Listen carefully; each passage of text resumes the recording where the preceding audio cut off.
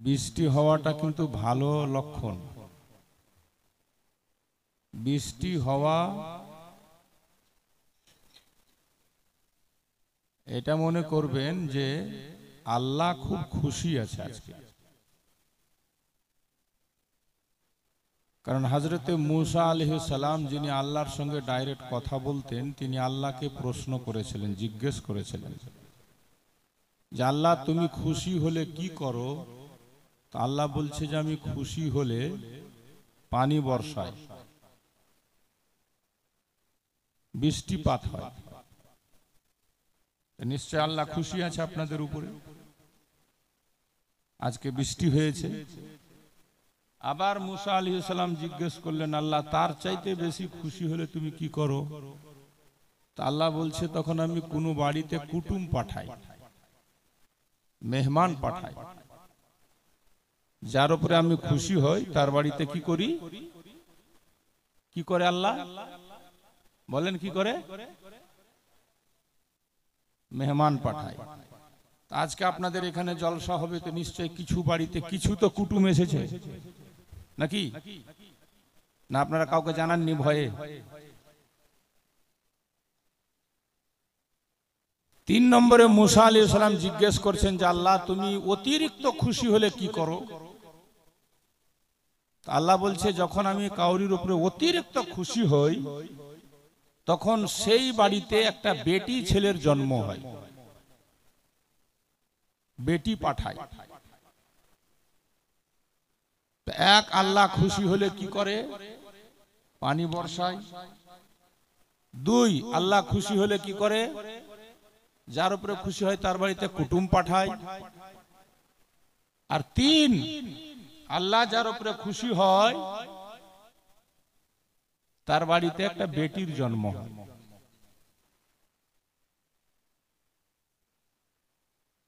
আল্লাহ আপনাদের উপরে খুশি আছেন বলে আজকে পানি বর্ষিয়েছেন। আপনাদেরও খুশি হওয়া দরকার ছিল। এত বড় গ্রাম কাহলা বস্তি আর লোক সংখ্যা এই, তো একটু দুঃখ হচ্ছে। তবে একটা জিনিস জেনে রাখবেন, এরকম মাহফিলে বসা আবার সবার ভাগ্যে জুটে না। কারণ মাহফিলে নবীকে বলা হয়েছে রাউজাতুম মিন রিয়াজিল জান্নাহ, এটা জান্নাতের একটা বাগান, বাগিচা। এখানে সবাই বসতে পারবে না।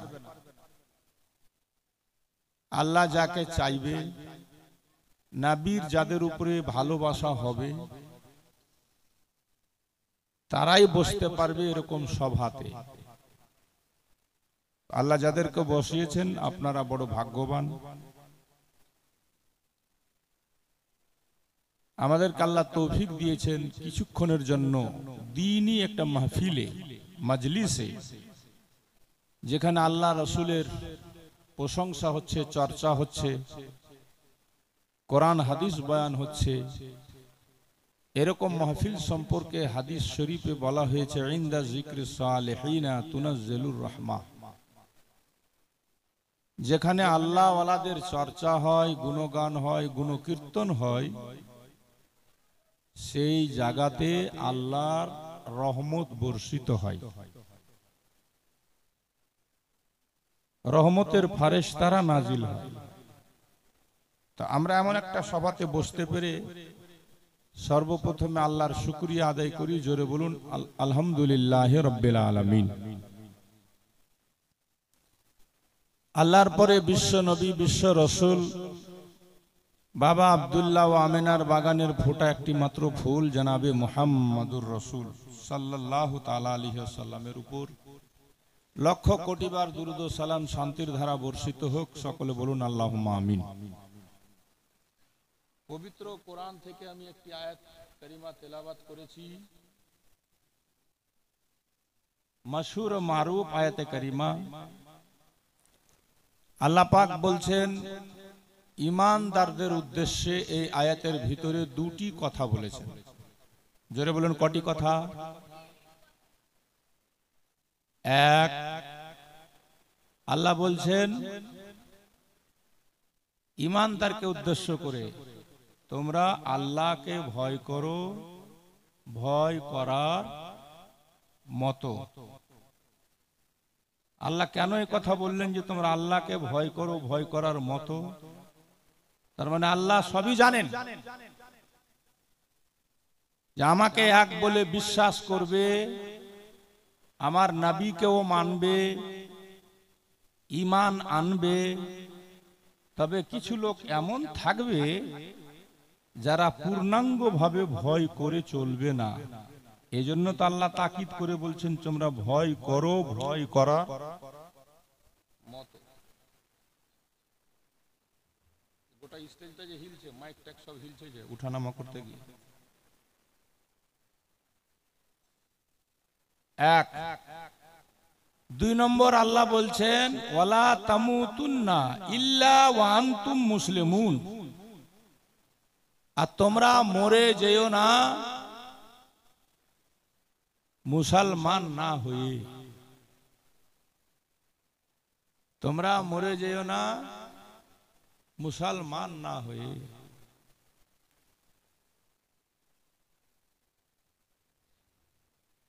হযরতে কেরামি দ্বিতীয় জায়গায় কোরআন পাকে আল্লাহ বলেছেন ইয়া আইয়ুহাল্লাযীনা আমানুত্তাকুল্লাহা ওয়া কুনু মাস সাদিকিন, হে ঈমানদারগণ তোমরা আল্লাহকে ভয় করো এবং সত্যবাদীর সাথী হয়ে যাও।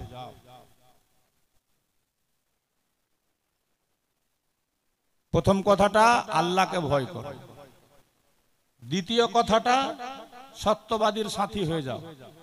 আল্লাহওয়ালাদের সাথে হাত দাও, আল্লাহওয়ালাদের সাথী হও। তো প্রথমে আল্লাহ বলছেন আগে তোমরা মুত্তাকি হও, ইত্তাকুল্লাহ, আল্লাহকে ভয় করো। আপনি বলবেন আমরা আল্লাহকে ভয় করি না? আমরা আল্লাহকেও ভয় করি, আর আমরা পীরেরও দামান ধরি। তা আমাদের তার ভয়ই নেই, চিন্তাই নেই।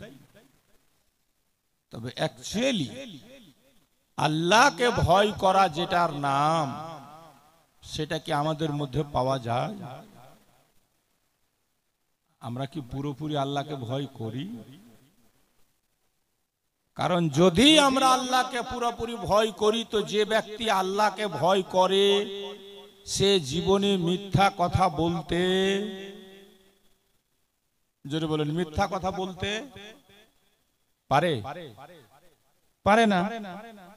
তাহলে আমাকে আপনাকে দেখতে হবে যে আমি আপনি মিথ্যা কথা বলি কি বলি না। যদি বলি তাহলে ফের আল্লাহকে ভয় কোথায় করলাম? আল্লাহকে যে ব্যক্তি ভয় করে সে জীবনে কাউকে ধোঁকা দিবে না।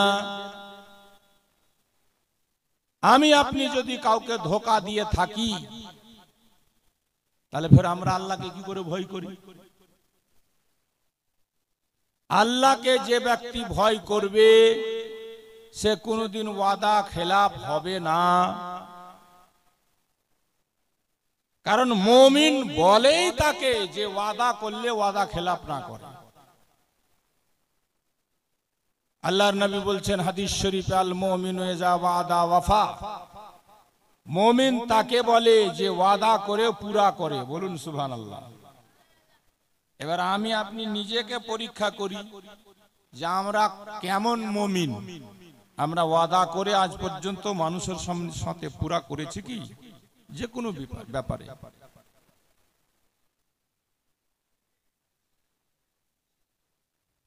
আমি তো দেখছি বর্তমান পরিস্থিতি এত শোচনীয়। কারণ জালসা জীবনীর ফাঁকে ফাঁকে ফের মানুষের একটা সেবা করি আমি মেহেরাপুর স্ট্যান্ডে। আপনারা অনেকেই জানেন আমার একটা আয়ুর্বেদিক ওষুধের দোকান আছে আলহামদুলিল্লাহ। আর আল্লাহর রহমতে আমাদের মালদারি এক ছেলে 92টা অসুখের ওষুধ তৈরি করে উনি আমাকে দিয়েছেন। তো মারাত্মক মারাত্মক অসুখ ভালো হচ্ছে, প্যারালাইসিস ভালো হচ্ছে, শ্বাসকষ্ট কোথাও ভালো হয় না ওখানে ভালো হচ্ছে। এইভাবে আপনার থাইরয়েড থেকে শুরু করে প্রেসার থেকে শুরু করে সমস্ত কিছু ভালো হচ্ছে। আমি দেখলাম আমার এখানে শিলিগুড়ি থেকেও লোক আসে, বালুরঘাট থেকে লোক আসে, ঝাড়খণ্ড থেকে লোক আসে, মুসলমানও আসে, হিন্দু আসে। তো তুলনামূলকভাবে কোনো কারণে ওষুধ নিয়ে হয়তো কিছু পয়সা নেই, তো হিন্দুরা বলল দাদা অমুক তারিখে দিয়ে দেবো, আপনি যদি আমাকে বিশ্বাস করে দেন। তো দিয়ে দিলাম। ওরা দেখছি ঠিক যে হিসেবে ওয়াদা করে নিয়ে যায় সেই হিসেবে দিয়ে দেয়, কিন্তু যতটি মুসলমানকে আজ পর্যন্ত আমি দিয়েছি একটাও পালন করে। আমি তো বিশ্বাস করে দিলাম এটা আমার মুসলমান ভাই। আর নেওয়ার সময় আরে বাপরে আপনি আমাকে চিনেন না, আমার দু কথা হতেই পারে না, আমি এই আমি ওই আমি সেই আমি ফালনা, আরে বাপরে দোহাই। আর দিয়ে দিয়ে তারপরে ফোন করেন, তার ফোন ধরেন। তাহলে কোথায় আপনার ঈমান? নবী বলছেন আল মুমিনু ইযা ওয়াদা ওয়াফা, मोमिन वो है जो वादा करके पूरा करे। जान चले गलो मोमिन वादा वफा करबेई, खिलाफ करबे ना। আমার নবীর জিন্দেগিতে 63 বছর জিন্দেগিকে আপনি দেখেন, নবী পাক জীবনে মুখ দ্বারা কাউকে দুঃখ দেননি, হাত দ্বারা কাউকে আঘাত করেননি, কাউরির সাথে আমার নবী জীবনে কোনোদিনও ওয়াদা খেলাফ করেন। আমরা সেই নবীর উম্মত গো। আজকে তো অ্যাকচুয়ালি মুমিন যাকে বলা হয় খুঁজেই পাওয়া যায় না।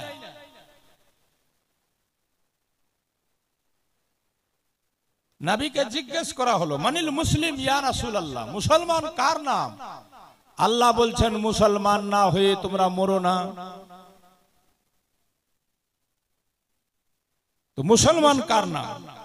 তো সহি হাদিসে নবী বলছেন আল মুসলিমু মান সালিমা আল মুসলিমুনা মিন লিসানিহি ওয়া ইয়াদিহি। আল হাদিস, মুসলমান তার নাম যার জুবান দ্বারা হাত দ্বারা অন্য কোন মুসলমান কষ্ট না পায় তাকে বলা হয় মুসলমান। বলুন সুবহানাল্লাহ।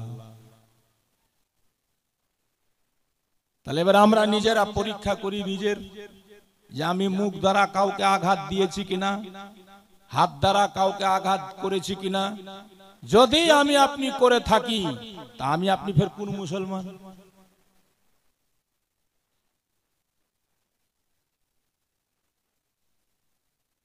বাবাজি ভাই, লম্বা কথা বলার সময় নাই, হুজুর পীর সাহেব কিবলা চলে আসবেন। আল্লাহর ওলি পীর বুজরুগ মেলা আসছে আমাদের এলাকায়, মেলা দেখছেন আপনারা। আর এটা ভাগ্যের ব্যাপার, নসিবের ব্যাপার। কে কার হাতের হাত রেখেছেন, কে কার কাছে বায়াত হয়েছেন, কে কার কাছে মুরিদ হবেন, এটা কিসমতের ব্যাপার, এটা আপনা আপনা কপালের ব্যাপার, এটা নসিবের ব্যাপার। কেউ জোর করে কাউরির কাছে মুরিদ হতে হয় না, মুরিদ করতে পারে না, মুরিদ হওয়া যায় না। আল্লাহর ওলি মেলা দেখেছেন, মেলা দেখবেন। তবে আজ যে আওলাদে গৌসে আজম আপনার গ্রামে পা রেখেছেন, আজকে নতুন না, ওনার আব্বা আসতেন, উনি দীর্ঘদিন ধরে আসছেন। কতটুকু আপনারা বুঝতে পারলেন, কতটুকু চিনলেন আমি জানি না। আমি 30 বছর ধরে উনার সোহবতে থেকে যা দেখলাম, আজ পর্যন্ত উনাকে সুন্নাতের বরখেলাফ খেতে দেখিনি, উঠতে দেখিনি, শুইতে দেখিনি, চলতে দেখিনি, বলতে দেখিনি, কাপড় পরতে দেখিনি, জুতা পরতে দেখিনি, সুন্নাতের বরখেলাফ করতে দেখিনি। আমি 30 বছর ধরে আমি ফলো করছি ওনাকে। কম বড় কথা নয়। পা থেকে মোজা খুলতে গিয়ে একদিন আমি ডান পায়ে হাত লাগিয়ে দিয়েছি। উনি বলছেন বেটা গলত, পহলা বায়া খোলা जाता है तब दाहिना। পড়ার সময় ডানটা খুলতে হয় আগে বাম পা, পায়জামা পড়েন আগে ডান পা, খুলেন আগে বাম পা, জুতা পড়েন আগে ডান পা, খোলার সময় আগে বাম পা। এতগুলা শিক্ষা ওনার কাছ থেকে পাওয়া যায়। জুনেদ বগদাদির নাম শুনেছেন? জুনেদ বগদাদি গৌসে পাকের 200 বছর আগে দুনিয়াতে এসেছিলেন তিনি। জুনেদ বগদাদি তার নাম। বিশাল বড় আল্লাহর ওলি। যার কথা শুনে হবেন যে পানিতে উনি মুসাল্লা বিছিয়ে নামাজ পড়তেন, আর মুসাল্লা বিছিয়ে পার হয়ে যেতেন। সেই জুনেদ বগদাদির বহু কারামত শুনে একটা লোক গেল মুরিদ হতে। মানে আজকালকার লোক তো ফের বানিয়া বানিয়া ও কারামত বয়ান করছে। জুনেদ বগদাদি বিখ্যাত আল্লাহর ওলি, জগৎ বিখ্যাত। একটা লোক মুরিদ হতে গিয়ে 12 বছর ধরে উনাকে ফলো করছে দরবারে থেকে। এই শোনো তো, 12 বছরের মধ্যে একটাও কারামত দেখতে পেল না, তো মুরিদও হলো না, ফিরে যাচ্ছে। তখন জুনেদ বগদাদি ডেকে বলছেন, বাবা তুমি এসছিলাই বা কেন, আর যাচ্ছই বা কেন, একটু বলে যাবা না? বলছে, হুজুর অনেক কারামতের কথা শুনে আপনার এসছিলাম, 12 বছর কাটালাম, একটাও কারামত দেখতে পাইনি, এই জন্য আমি ফিরে যাচ্ছি, মুরিদ হলাম না। জুনেদ বগদাদি ডেকে বলছেন, শোনো, এই 12 বছরের মধ্যে তুমি কোনো দিন আমাকে সুন্নাতের বরখেলাফ বলতে, চলতে, উঠতে, বসতে, খেতে, যেতে, ভাবে, ভঙ্গিতে, আচারে, বিচারে, ব্যবহারে কোন জায়গায় সুন্নাতের বরখেলাফ আমার একটাও কাজ তুমি দেখেছো? বলছে, না হুজুর, তা তো দেখিনি। জুনেদ বগদাদি বললেন, একজন আল্লাহর ওলি হওয়ার জন্য সবচাইতে বড় কারামত হচ্ছে সে সুন্নাতে নবীর তাবেদার হওয়া। যেটা বলুন সুবহানাল্লাহ। সুন্নাতের বরখেলাফ করনে वाला কেউ আল্লাহর ওলি হতে পারে না। গৌসে আজম বড় পীর সাহেবের জামানায় একটা পীর সাহেবের কথা খুব প্রচার হলো যে এমন একটা আল্লাহর ওলি জঙ্গলে থাকে, কাউরির খাই না, কাউরির কাছে কিছু নেই না, শুধু ইবাদত করে, শুধু ইবাদত। তো মানুষ যে ছুটলো তাকে দেখার জন্য, দলে দলে শত শত লোক যায় তার দিওয়ানা হয়ে। তো গৌস পাক বড় পীর আব্দুল কাদির জিলানী বলছেন, আচ্ছা এরকম ব্যাপার, তো আমিও তাহলে দেখে আসি। তো গৌসে পাক গেলেন দেখতে। তো যে ঝোপড়ার মধ্যে সেই লোকটা থাকতো তখন কিন্তু আর নেই। তো গৌসে পাক ঝোপড়াতে ঢুকে কিছু লক্ষ্য করে তারপরে বের হয়ে বলছেন, যাকে তোমরা ওলি বলে সব দিওয়ানা হয়ে গোটা এলাকা পাগলের মতো মাতবারা হয়ে আছো, সে আল্লাহর ওলি হতেই পারে না। এবার তো মানুষের মাথা খারাপ, বলে হুজুর কেমন কথা বলছেন? লাখ লাখ লোক তার দিওয়ানা, এক ঝলক পাওয়ার জন্য, আর সব সময় সে সিজদাতে আর তসবিহ নিয়ে হাতে, আপনি বলছেন সে আল্লাহর ওলি হতেই পারে না। কারণ তো হিম্মত আছে কেউ গৌসে পাকের সামনে কথা বলবে? গৌস পাক বলছেন, শোনো, যাকে তোমরা আল্লাহর ওলি ভাবো, যাকে তোমরা আল্লাহর ওলি মনে করছো, এই জন্য আমি বলছি সে আল্লাহর ওলি হতে পারে না। যেখানে নামাজ পড়েছে সেইখানে মাটির উপরে যে নিশানগুলা, দাগগুলা হয়ে আছে, সিজদার, হাঁটুর, হাত ফেলার ইত্যাদি সব লক্ষ্য করে আমি দেখলাম। তো নামাজ পড়াতে বহুত গলত আছে। নামাজ পড়েছে ঠিক, দিন রাত ইবাদত করে এটাও ঠিক, তবে সে সুন্নাতে নবীর মোতাবিক সিজদা করেনি। সুন্নাতে নবীর মোতাবিক রুকু সিজদা যে করতে না পারে সে কোনোদিন আল্লাহর ওলি হতে পারে না। নামাজ তো পড়েছে, তবে সুন্নাতে নবী মোতাবিক পড়েনি, যার ফলে সে আল্লাহর ওলি হতেই পারে না। আর এখন তো বিনা নামাজেই বেলা আল্লাহর ওলি হয়ে গেছে, নামাজ না পড়েই বেলে ওলি হয়ে গেছে। কইছে মার ভর্তি হয়ে গেছে পীর সাহেব। গৌসে পাক চাইতেও ফের কেউ বেশি বড় মারফতি আছে নাকি? মওলা আলীর চাইতেও বেশি মারফতি। তীর লেগে গেছে যুদ্ধের ময়দানে, তাও নামাজ কাজা করেনি। বলুন সুবহানাল্লাহ। এক ওয়াক্ত নামাজ কাজা হচ্ছিল আসরের, নবী পাক শুয়েছিলেন কোলে, তো কাঁদতে আরম্ভ করলেন নামাজের জন্য। আর আমরা ফের এমন পাকা পোক্ত মুরিদান যে পীর সাহেবের হাতে হাত রেখে দিয়েছে, আর বলে নামাজের দরকারই নেই, জান্নাতে চলে যাবে। তো খালি মরে দেখেন না, মরলেই তো বুঝতে পারবে। শেখ সাদী রহমাতুল্লাহ তাআলা আলাইহি বলছেন, কিয়ামতের মাঠে আল্লাহ জিজ্ঞেস করবে না যে তুমি কোন পীরের হাতে মুরিদ হয়েছিলে। আল্লাহ প্রশ্ন করবে না যে তুমি কবার মাজারে গেছিলে। আল্লাহ প্রশ্ন করবে না যে উরুসে কতদিন ঘুরেছিলে। আল্লাহ প্রশ্ন করবে না যে তুমি আখিয়ে পাকের দরবারে গিয়েছিলে কিনা।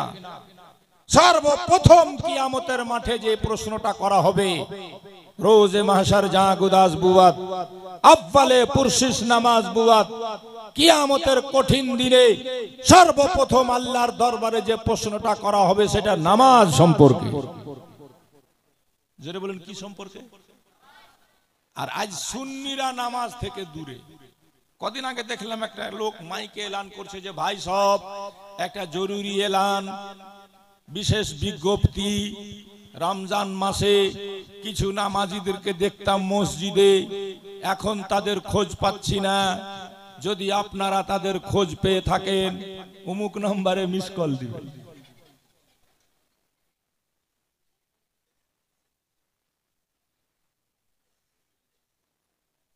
সুন্নি মানে বেনামাজ, যাদের একটা সেজদা কবুল হয় না।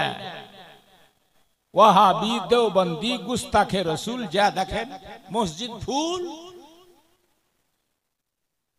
আর যাদের আল্লাহ করবে কবুল এরা নাই।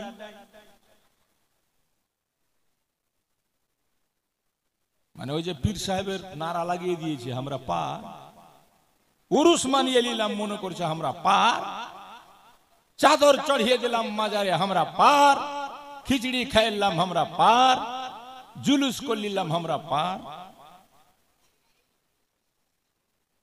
এত সহজ? মরিয়া দেখে। পীর সাহেবের সঙ্গে গেছি, দার্জিলিং পাহাড়ের উপরে প্রোগ্রাম চলছে, 6-7 দিনের সফর ছিল। তো প্রথম গেছি পাহাড়ে, একটু ঘুরছি এদিক ওদিক, আর ওখানে তো গাড়ি ঘোড়া পাহাড়ে সেরকম চলে না, হেঁটে হেঁটেই ঘুরতে হয়। ক্লান্ত হয়েছি, তাকরির করেছি, আবার রাত্রিবেলা ঘুমিয়ে আছি অন্য ঘরে। হুজুর তো ঘুমান না, জীবনে দেখলাম না। এই যে এখন একটু রেস্ট করছেন বাস, তারপরে ফজরের নামাজ পড়বেন, একটু চাটা খেয়ে তারপরে ঘুমাবেন। এটাই হলো উনাদের অভ্যাস। আমার ঘুম কিন্তু ফজরের টাইমে সেদিন ভাঙেনি। পীর সাহেব জালসা করে এসে ফজরের নামাজ পড়ছেন, বলছেন মৌলানা কিধার है? तो लोग बोलते हुजूर साहब बगल के रूम में सो रहा है। तो बोलते उठा के जल्दी बोलो नमाज पढ़े, वरना तो मेरे साथ रहने का लायक नहीं है, वो घर जाए।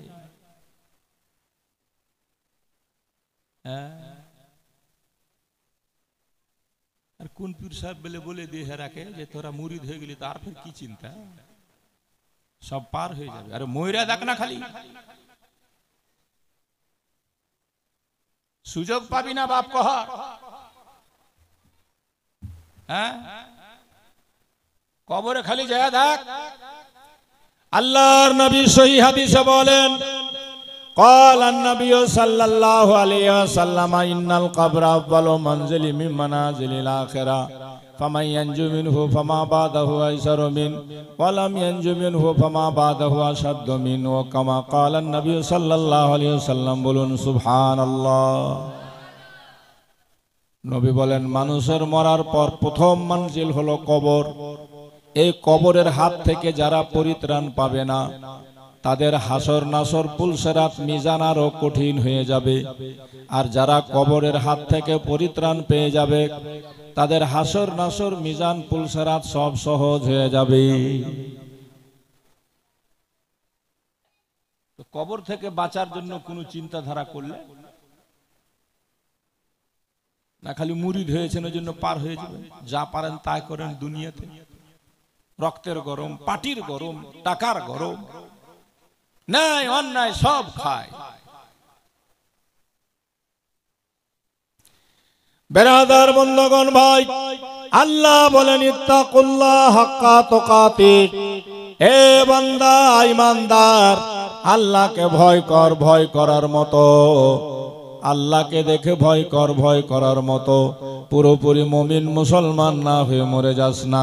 যে ব্যক্তি আল্লাহকে পুরোপুরি ভয় করবে এক ওয়াক্ত নামাজ কাজা করে থাকতে পারবে না। যে ব্যক্তি আল্লাহকে ভয় করবে কখনো বাপ মাকে আঘাত দুঃখ দিবে না।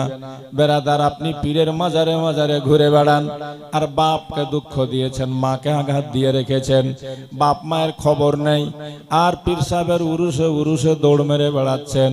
মরার পরে আপনাকে জাহান্নাম থেকে কেউ বাঁচাতে পারবে না। মা যদি একবার আ করে দেয়, বাপ যদি একবার দুঃখ পেয়ে থাকে আপনার উপরে, 50 বার হজ করে এসে মরলেও আপনি জান্নাতের খুশবু পাবেন না। যার বাপ মা যার উপরে রাজি, আল্লাহ তার উপরে রাজি। বাপ মা যদি নারাজ হয়ে যায়, আল্লাহ নারাজ হয়ে যাবে। কারণ আল্লাহ নিজের ইবাদতের পাশাপাশি বাপ মায়ের খিদমতের কথা ডাইরেক্ট কোরআন পাকে আল্লাহ বলেন। আল্লাহ বলেছেন ওয়াবুদুল্লাহ ওয়ালা তুশরিকু বিহি শাইয়্যাও ওয়া বিল ওয়ালিদাইনি ইহসানা। আল্লাহ বলছেন শুধুমাত্র আমার ইবাদত করো, আমার সঙ্গে কাউকে শরীক করবা না। পাশাপাশি আল্লাহ তখনই বলছেন তারপরে তোমার বাপ মায়ের খিদমত করো। বলুন সুবহানাল্লাহ। মায়ের ওষুধের পয়সা জুটে না, বাপের জন্য এক টাইম খাবার নিয়ে দিতে পারলো না ভালো। বাপ কষ্টে, মা দুঃখে, আর বেটা পীর সাহেবের পিছে পিছে ঘুরছে, চলে যাবে জান্নাতে। খালি মরো না, মরলেই তো বুঝবে। আর কখন যে তুমি মরবা তার কোনো গ্যারেন্টিও নেই। 5 ওয়াক্ত মসজিদ থেকে ডাকা হচ্ছে তোমাকে, হাইয়া আলাস সালাহ,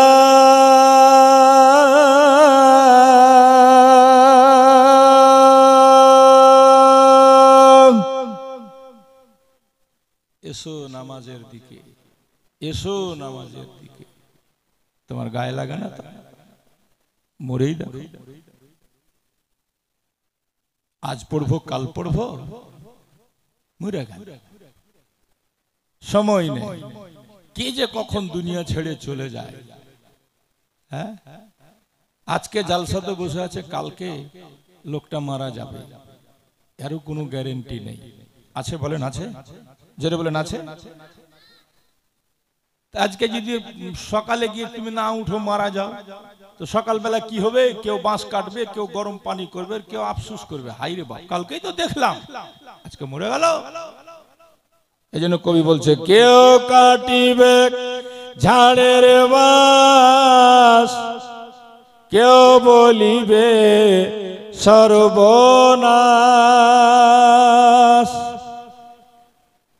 কেউ বা আবার করবে গরম পানি মা জননী, যেদিন তোমায় ছেড়ে যাব আমি। জোরে বলুন সুবহানাল্লাহ। যেদিন তোমায় ছেড়ে যাব আমি মা জননী, যেদিন তোমায় ছেড়ে যাব আমি, যেদিন আমি থাকব না, মা বলে আর ডাকব না, আমার জন্য দোয়া করো মা গো তুমি। জোরে সুবহানাল্লাহ। যেদিন আমি থাকব না, মা বলে আরে ডাকব না, আমার জন্য দোয়া করো মা গো তুমি। মা গো তোমার দুধের ঋণ শোধ হবে না কোনো দিন। মা গো তোমার দুধের ঋণ শোধ হবে না কোনো দিন। পারলে দিও আল্লাহ নবীর বাণী মা জননী। যেদিন তোমায় ছেড়ে যাব আমি, যেদিন তোমায় ছেড়ে যাব আমি মা জননী। যেদিন তোমায় ছেড়ে যাব আমি, নিজ হাতে দিও গোসল ফেলিও না চোখের জল। আমি ছিলাম মা গো তোমার চোখের মনি। জোরে বলুন সুবহানাল্লাহ। নিজ হাতে দিও গোসল ফেলিও না চোখের জল। আমি ছিলাম মা গো তোমার চোখের মনি। তোমার কোল খালি করে নিবে আমায় কবরে। তোমার কোল খালি করে নিবে আমায় কবরে। পারলে দিও আল্লাহ নবীর বাণী মা জননী। যেদিন তোমায় ছেড়ে যাব আমি রে। বদমাশের দল কেউ কাটিবে ঝাড়ের বাস, কেউ বলিবে সর্বনাশ। কেউ বা আবার করবে গরম পানি মা জননী। যেদিন তোমায় ছেড়ে যাব আমি। আল্লাহুম্মা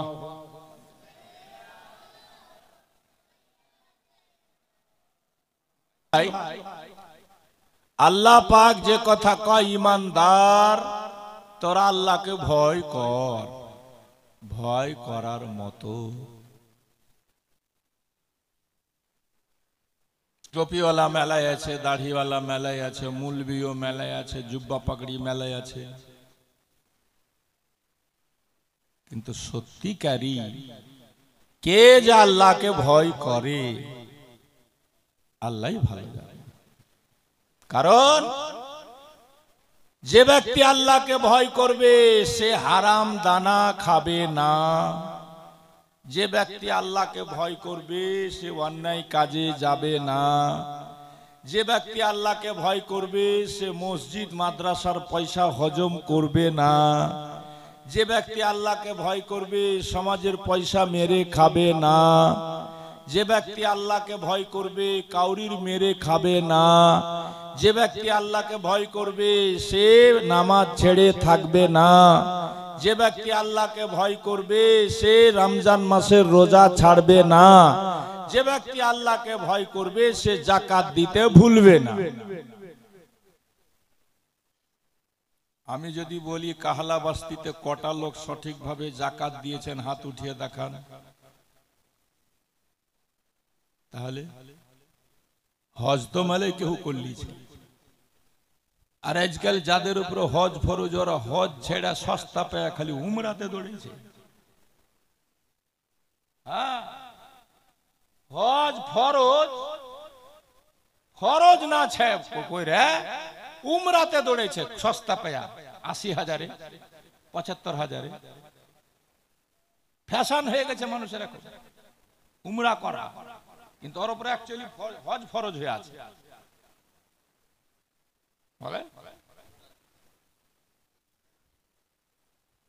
হজ ফরজ হলে আপনাকে হজ না আদায় করতে হবে আগে, তারপরে আল্লাহ তৌফিক দিলে 1000 বার, পারলে 1000 বার আপনি উমরা করেন। কিন্তু আপনার তো ফরজ হয়ে আছে হজ।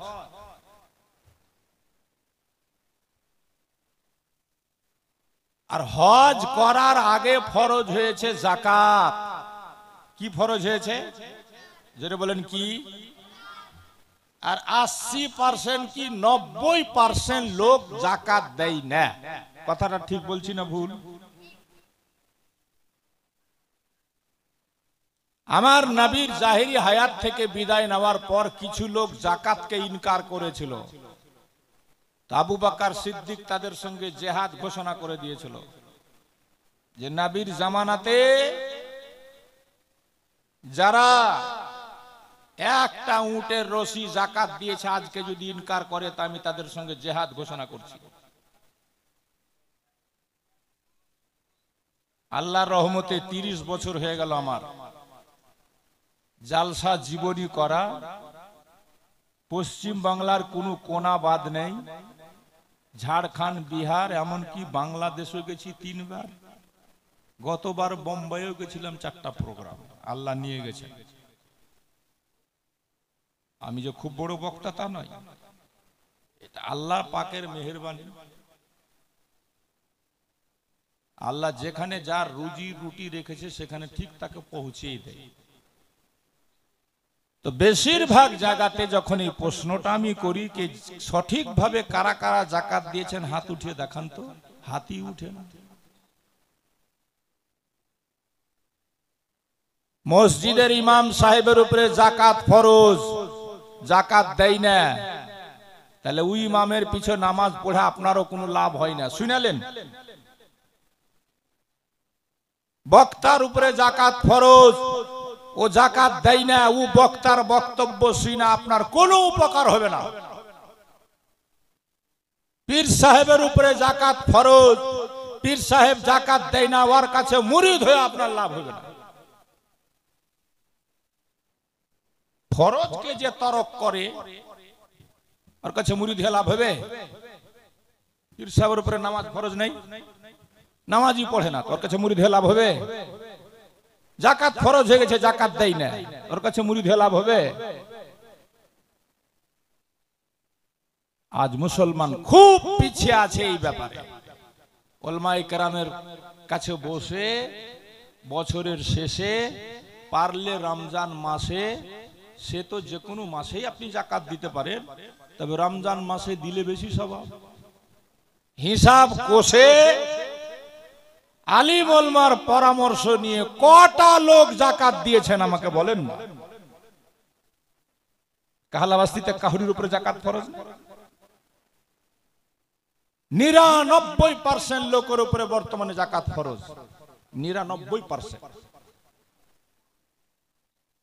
বর্তমান যুগে। লাখ লাখ টাকা আপনি জমা রেখেছেন, বিজনেসে লাগিয়ে রেখেছেন, বিজনেসের জন্য জমি কিনে রেখেছেন, সোনার চাঁদিতে বাড়ি ভরে রেখেছেন, যাকাত দিচ্ছেন না। যাকাত পুরুষের উপরেও ফরজ হয়, যাকাত মহিলার উপরেও ফরজ হয়। আমার নবীর জামানায় একটা মেয়ে সোনার বালা পড়ে রাসূলুল্লাহর সামনে এসেছে, বলে ইয়া রাসূলুল্লাহ, আমার কি এই সোনার বালাগুলোর যাকাত দিতে হবে? নবী বলছেন অবশ্যই দিতে হবে।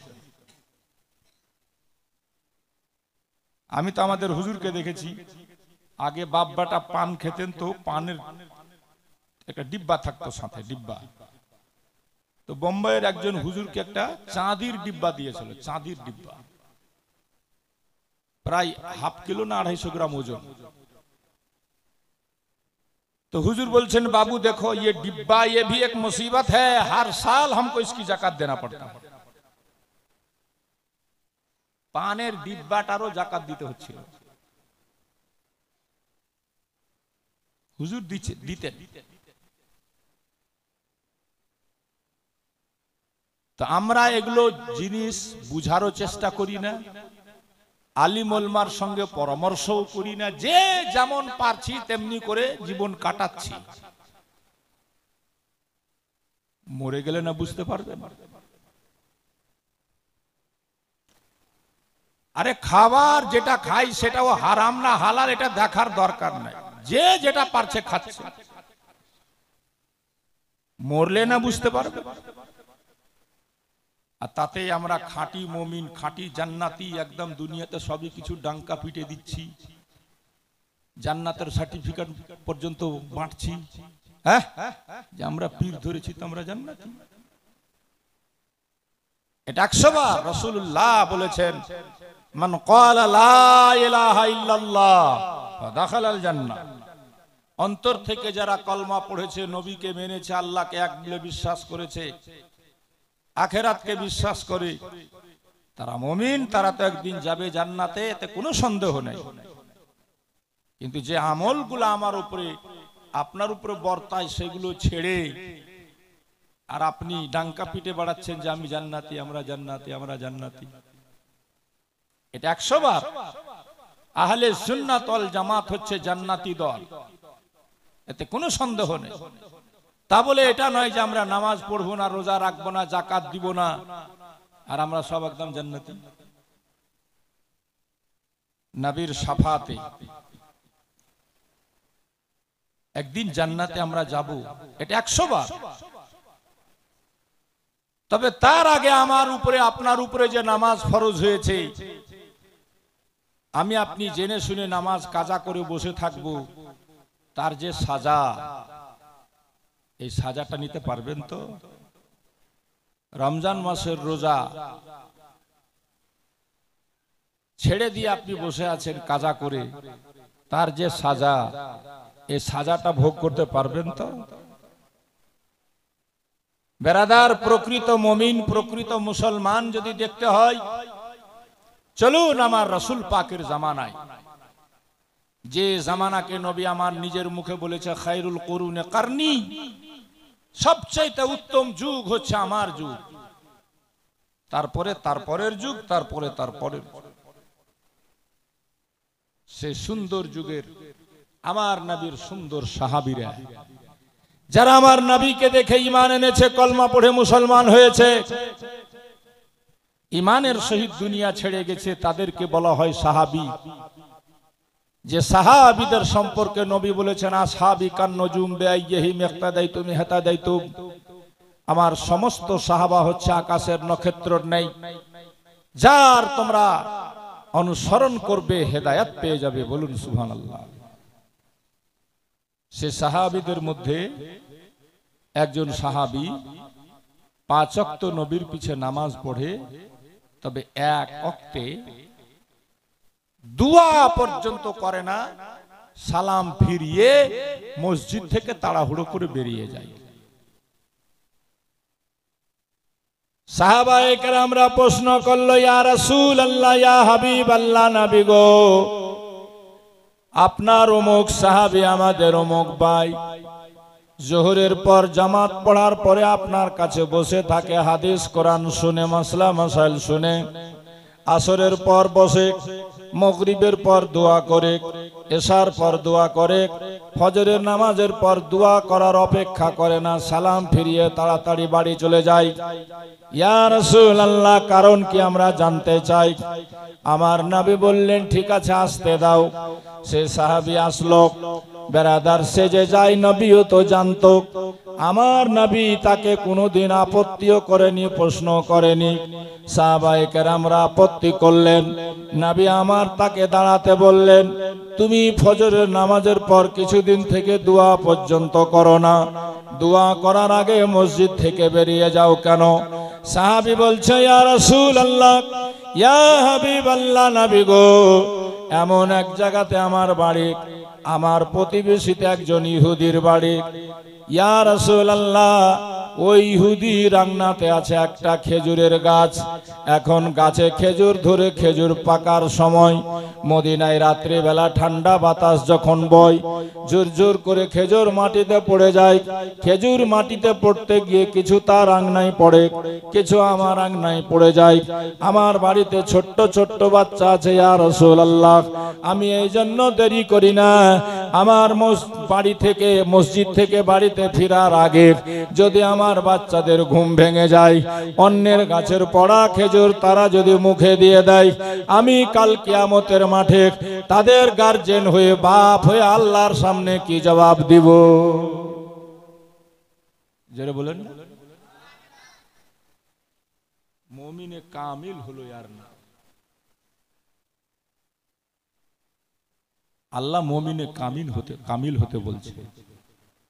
ভয় কর, ভয় করার মতো মরে যেও না পুরোপুরি মুসলমান না হয়ে। আমরা তো যা পাই সব খেয়ে হজম করে যাই। বেরাদার বন্ধুগণ ভাইরা, মুমিনে কামিল যদি দেখতে হয়, আসুন আমরা যে ইমামের মান্যওয়ালা, যার মাসলাক অনুপাতে আমরা চলি, এই জন্য নিজেকে হানাফি বলি। ইমামে আজম আবু হানিফা, যার নাম, বিরাট বড় কাপড়ের দোকানদার ছিলেন তিনি। ব্যবসা করাকে আল্লাহ হালাল বলেছে, সুদ খাওয়াকে আল্লাহ হারাম বলেছে। আল্লাহ কোরআন পাকে বলেন ওয়াহাল্লাল্লাহুল বাইআ ওয়া হাররামার রিবা, আল্লাহ বিজনেস ব্যবসাকে হালাল করেছে, সুদ খাওয়াকে আল্লাহ হারাম করেছে। আজ বেশিরভাগ মুসলমানের মধ্যে আপনি দেখবেন পয়সাওয়ালা হচ্ছে সুদের পয়সাতে, পয়সাওয়ালা হচ্ছে হারামের পয়সাতে। মেহেরাপুরে আমার যেখানে চেম্বার, তার সামনে আছে একটা দোকানদার, যে দোকানদার সারা দিন হারাম জিনিস বিক্রি করে। খানেওয়ালা সব বেশিরভাগ দেখি মুসলমান। মুসলমান ভাই, জানা দরকার যে জিনিস শরিয়াতে খাওয়া হারাম, তার ব্যবসা বিজনেস করাও হারাম। শুকুরের মাংস খাওয়া হারাম, শুকুরের বিজনেস করাও হারাম। মদ খাওয়া শরিয়াতে যেমন হারাম, মদের বিজনেস ব্যবসা করা তেমনি হারাম। গাঁজা খাওয়া হারাম, গাঁজার বিজনেস ব্যবসা করাও তেমনি হারাম। আমার মেহেরাপুর স্ট্যান্ডে মুসলমান দোকানদার, গাঁজার দোকান, আর সব এদিক ওদিক থেকে যুবক ছেলেরা যাচ্ছে, দেখতে পাচ্ছি, বুঝতে পারছি। আমি দোকানে বসে থাকি, তো আমার দোকানের সামনেই দোকানটা, নামের পানের ঘুমটি, সারা দিন বিক্রি হচ্ছে গাঁজা। একদিন তো আমার দোকানে পৌঁছে গেছে একটা ছেলে মোটরসাইকেল, আর খালি এদিক ওদিক করছে। এগুলো পাওয়া যায় না, যেগুলো পাওয়া যায় না, কি খুঁজি তোরা? আর যেমনি বলতে লাগে মার সারপাট একদম মোটরসাইকেল। মানে ওকে কেউ বলে দিয়েছে যে ওই মেহেরাপুর বাজার থেকে নেমে মিলের রাস্তাতেই দোকানটা আছে, তো আগে ওই গুন্ডিটা পড়ে, তারপরে আমার ওষুধের দোকানটা, আমার দোকানে চলে এসেছে। আর সব যুবক ছেলে। অবাক হলাম, রমজান মাসে পর্যন্ত মুসলমানের ছেলেরা এসে ওই গাঁজার সিগারেট কিনছে আর টানছে লুকিয়ে লুকিয়ে। আফসোস, সন্ধ্যাবেলা ওটা রাস্তাতে যাবেন, বাগানে চৌধুরীদের বাগানের রাস্তাতে, চৌধুরী পাড়ার রাস্তায় দেখবেন সব লাইন ধরে বসে আছে। কাকে কি বলবে? যদি বাধা দিতে যায়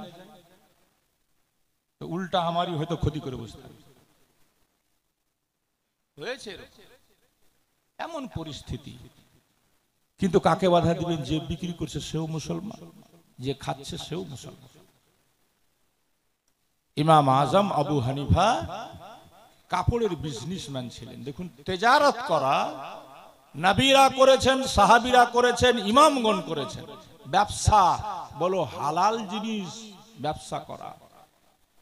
আমরা মনে করছি ছেলেপুলেকে যেমনি করে হোক কোন রকম মানে নকল ফকল করিয়া পড়িয়া পাস করিয়া আর ঘুষ টুস দিয়া খালি চাকরি লিয়া দিতে পারলে কাজ হয়ে যায়। আর চাকরিওয়ালাকে ফের বড় বড় লোকরা বেটিও দিছে, বহু পয়সাও দিছে, যার ফলে ঘুষ ফুস দিয়ে চাকরি করার ফলে কিছুদিন আগে শুনলাম যে 26,000 চাকরি ক্যান্সেল হয়ে গেছে। মানে সব ঘুষ দিয়ে চাকরি। ওর মধ্যে পাস করাও কিছু আছে, তো পাশের বাড়িতে আগুন লাগলে আপনিও পুড়বেন, ওরকম হয়েছে ব্যাপারটা। তো চাকরি নিয়ে খুব ব্যস্ত বর্তমান যুগে মানুষ। একটা বেটি যেমন তেমন ঘর বিয়ে দিবে তো চাকরিওয়ালা জামাই খুঁজছে।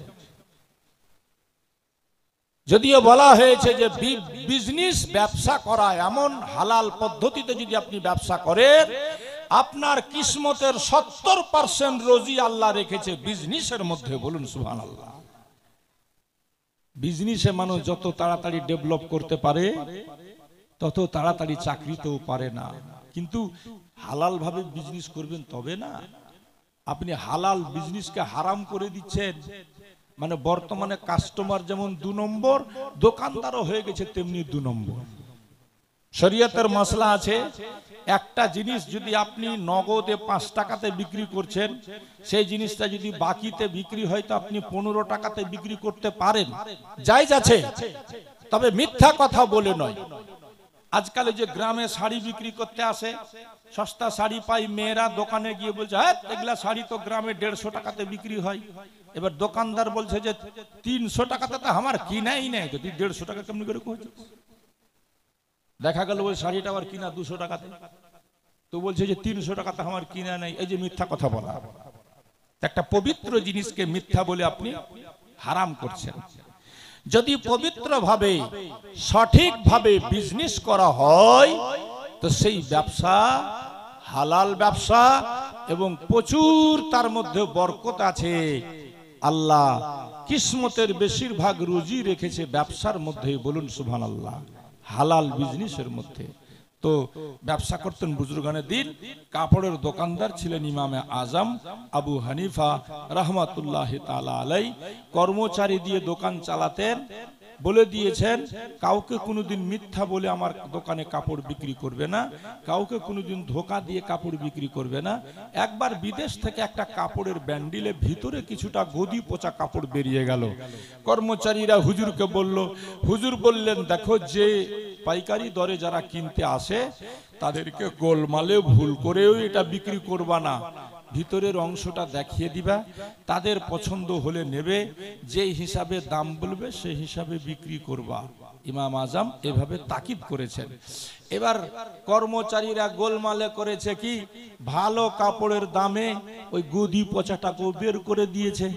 তো ইমাম আজম বেশ কিছুদিন পর দোকানে এসে জিজ্ঞেস করছেন যে আচ্ছা এত নম্বরের একটা ব্যান্ডেল ছিল গদি পচা, সে কাপড়টা তোমরা কাকে দিলে, কি দামে দিলে? এরা বলছে হুজুর গোলমালে ভালো দামি পার করে দিয়েছি। আমি আর আপনি থাকলে তো খুশি হয়ে কর্মচারীদেরকে বলতাম যা তাহলে তোরা চা মিষ্টি খেয়ে আয়, 500 টাকা আমি দিচ্ছি। ইমাম আজম রাদিয়াল্লাহু তাআলা আনহু বলছেন সঙ্গে সঙ্গে দোকান থেকে বেরিয়ে যাও, শাটার ফেলো, আর ওই ব্যান্ডেল কাপড় যত টাকাতে বিক্রি করেছো টাকা বের করো। সম্পূর্ণ গরিবকে দুঃখীকে তিনি বেটে দিলেন। বলুন সুবহানাল্লাহ। একটা টাকা বাড়িতে নিয়ে গেলেন। তাহলে কার নাম হালাল বিজনেস? আর আপনি তো ধোঁকা দিয়ে যত বোকা বানাতে পারেন মানুষকে। 2 নম্বরই জিনিস খালি আসল একবারে গ্যারেন্টি মার্কা কহে বিক্রি করতে পারলেই হয়ে গেল। এর নাম বিজনেস নয়, এর নাম ধোঁকাবাজ। বেরাদার বন্ধুগণ, বাবাজি ভাই, এই ইমাম আজম আবু হানিফার কাছে একটা লোক একদিন মশলা জানতে যায়। লোকটা বড় গরিব, জমি জায়গা তেমন নেই, অল্প জমি, বাল বাচ্চা বেশি, তাতে কুলাই না। পাশে একটা জমিদারের ওয়াগাত জমি পড়ে আছে পতিত, জমিদার দেখতেও যাই না, ঘুরতেও যাই না, পতিত জমি পড়ে আছে। এবার বেচারা ভাবলুক জমিদার তো নিজের জমি দেখতেও আসে না, এমনি পতিত পড়ে থাকে, আমি যদি কিছুটা চাষ করে, চাষাবাদ করে আলু বেগুন টমেটো লাগাই, আমার ছেলে পুলেদের খাবার হয়ে যাবে। এমনি করে সেই লোকটা খেতে খেতে হঠাৎ একদিন মনে পড়ল এটা অন্যের জমি, আমার জন্য চাষ করে খাওয়া যায় হচ্ছে কি হচ্ছে না। একটু মশলাটা ইমাম আজমকে জানি, যদিও জমিওয়ালার কোনো আপত্তি নাই, সে জানেও না, দেখতেও আসে না, হয়তো দেখলে বাধা দিবে কিনা বলাও যায় না। ইমাম আজমের বাড়িতে গেছে দেখা করতে, ইমাম আজম নেই বাড়িতে। বাড়ির লোকেরা বলল উনি গেছেন পুকুরে চান করতে, গোসল করতে। বলে চিনবো কেমন করে? বলে দেখবে ভিজা কাপড়ে 1 কলসি পানি ভরে যে লোকটা কাঁধে করে বাড়ি ফিরে ওটাই হচ্ছে ইমামে আজম আবু হানিফা। তুমি হয় গিয়ে রাস্তায় দেখা করতে পারো, আর না হলে বসলে অপেক্ষা করতে পারো। লোকটা না বসে থেকে চলে গেল পুকুরের দিকে মুখ করে। রাস্তায় ইমাম আজমের সঙ্গে আমার দেখা হয়ে যাবে, হালকা একটা মশলা জেনে নিয়ে আমি বাড়ি ফিরে যাব। বেরাদার রাস্তায় দেখা হয়ে গেল, ইমাম আজম আসছেন ভিজা কাপড়ে, কলসি কাঁধে নিয়ে পানি ভরে বাড়ির মেয়ে ছেলেদের জন্য। কারণ তিনাদের মেয়ে ছেলেরা কোনোদিন পুকুরে চান করতে যেত না, আমাদের মা বোনেরা গিয়ে পুকুরে চান করে, নদীতে চান করে, যেটা সরাসরি নাজায়েজ হারাম। বেরাদার বন্ধুগণ, বাবাজি ভাইয়েরা, বাড়িতে একটা পলিথিন টেঙে দিবেন, তার মধ্যে মাদের গোসলের ব্যবস্থা করবেন, বোনদের গোসলের ব্যবস্থা করবেন। কারণ মা বোন যদি বেপরদা হয়, তার ছেলে জন্ম নিবে বেহায়া বেশরমা। দোস্ত বন্ধুগণ আমার, ইমাম আজম বাড়ির মেয়েদের জন্য কলসি ভরে কাঁধে করে পানি নিয়ে ফিরছেন। রাস্তায় লোকটার সঙ্গে দেখা হলো, লোকটা সালাম জানিয়ে হুজুরকে দাঁড়াতে বলল। হুজুর দাঁড়িয়ে গেল, বলে হুজুর একটু বসলে ভালো হতো, আপনি কলসি কাঁধে নিয়ে আছেন, আমি একটা মশলা জানার জন্য আপনার কাছে এসেছিলাম। ইমাম আজম রাস্তার উপরে বসে গেলেন, রৌদ্র তমতম করছে দোস্ত, গরম বালির উপরে বসে গেছেন, কলসিটা মাটিতে না রেখে হাঁটুর উপরে করে বসলেন। লোকটা বলে হুজুর, এই পাশে জমিতে একটা গাছ দেখা যায়, গাছের নিচে ছায়াতে বসলেই তো পারেন। ইমাম আজম বলছেন, বাবা ওটা অন্যের জমিতে গাছ, তাই যে লোকটার জমিতে গাছ আছে সে লোকটা প্রয়োজনে আমার কাছে 3000 দিরহাম ধার নিয়েছে, এখন পর্যন্ত বেচারা আদায় করতে পারিনি। আমি যদি তার গাছের নিচে বসে আমি ছায়া খাই, হয়তো লোকটা মনে মনে ভাববে হুজুর আমার কাছে টাকা পাবে, এই জন্য আমার গাছের ছায়াতে বসে বুঝি সুদ আদায় করছে, আমি ওর ছায়াতে বসবো না, তোমার যা বলার বলো। লোকটা বলছে হুজুর, কলসিটা আপনি হাঁটুর উপর থেকে মাটিতে তো নামিয়ে রাখতে পারেন। ইমাম আজম বললেন, বাবা এটাও তো অন্যের জায়গা, আমি ভিজা কলসি মাটিতে রাখলে আমার কলসির তলাতে একটু মাটি লেগে যাবে, আর সে অন্যের মাটি আমার বাড়িতে চলে যাবে, বলো আমি আল্লাহর কাছে কি জবাব দেব? জোরে বলবেন না? ইমানদার কার?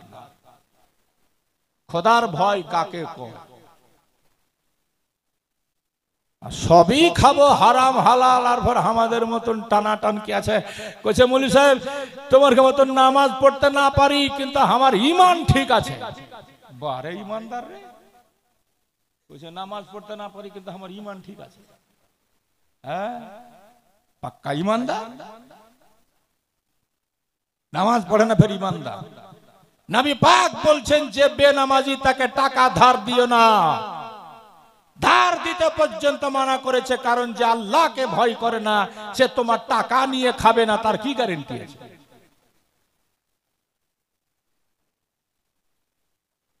বাবাজি ভাইরা আমার, কাহলার মসজিদ শানদার শাহী মসজিদ হচ্ছে, দেখে মন ভরে গেল।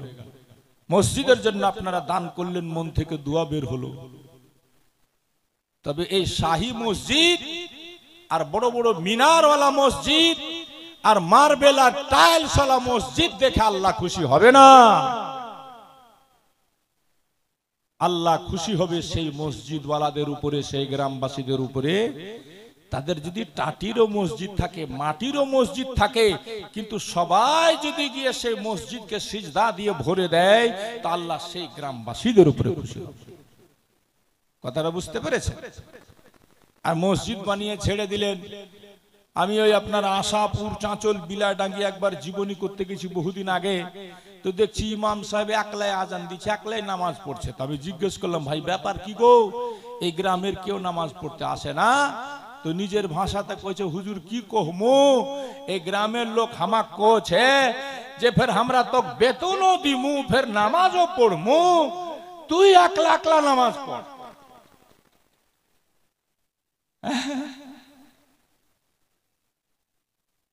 अफसोस बोतुनो देमु, फिर खानाओ खिलामु, फिर नमाजो पढ़मु, तू एकला एकला नमाज पढ़, तो मुई एकला एकला पढ़ीছি কি করব? হায় হায় হায়, যাদের নামাজ কবুল হবে তারা আজ মসজিদে নেই, যাদের এক ওয়াক্ত কবুল হবে না তারা দেখেন লাইন দিয়ে নামাজ পড়ছে। আল্লামা ইকবাল বলেছিল, वो एक सजदा जिसे तू गिरा समझता है, हजार सजदे से आदमी को देता है निजात। একদিন তুমি যেটাকে অবহেলা করে ছেড়ে দিয়েছো, আজ নয় কাল পড়বো, সেই সিজদাটাই হয়তো আল্লাহর কাছে কবুল হয়ে তোমাকে হাজার সিজদা থেকে নিজাত দিয়ে দিত। কিন্তু আফসোস মুসলমান, আর আমরা কইছি যে ওই যে একটু আগে মাওলানা সাহেব কইছিল না, আবাবিল ফেরেশতা কেন আসে না মসজিদে আকসা বাঁচাতে? হ্যাঁ, আল্লাহ গজব কেন ফেলে না মোদির উপরে, যোগীর উপরে? আরে তোর উপরে কেন গজব ফেলে না, ওইটা ভাবনা।